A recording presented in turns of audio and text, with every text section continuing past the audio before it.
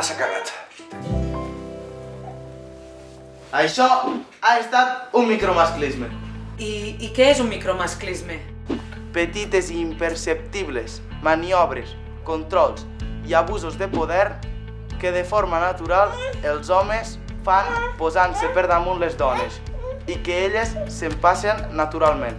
Els micromasclismes són una conseqüència reversible de la socialització diferencial de gènere. I tu qui ets? Igual, de l'equip igual. I tu, siguis superigual.